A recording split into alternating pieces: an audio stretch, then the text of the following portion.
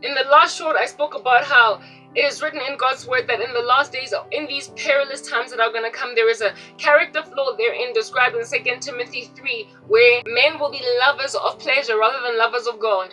And I was lamenting about how it is that in this pleasure adoration, guys have lost their minds, do you understand? Sex is a pleasure of men, and if at all they don't wait on the Lord, or to have it within marriage, they will try to get it by any means necessary. And I gave a story about when I was younger, how some dude, thoroughly, instead of dropping me off at home after we all partied together, made a decision to drive all the way to his apartment and go have one where he stayed and say to me, Karabo, I had slept because I couldn't handle my liquor. And I woke up just finding myself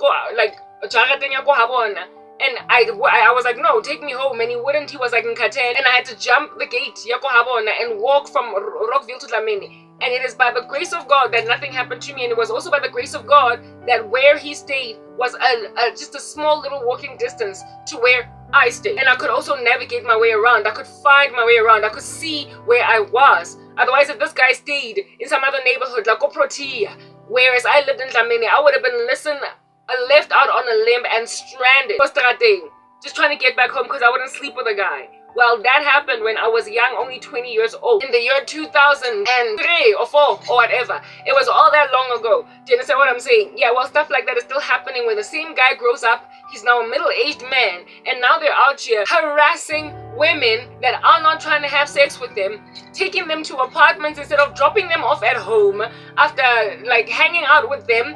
And when these women don't want to have sex with them, well, thank God I wasn't killed. But in 2026, they're out here popping bullets into women's skulls because they don't want to have sex with them as a result of the love of pleasure. Or they are leaving them out on a limb to walk back home with no money, with no transportation, nothing. Yeah, Busihubo, Mamela, if that is your South Africa where there is no chivalry, where you don't care about women, where you will go and grab a woman's daughter and leave her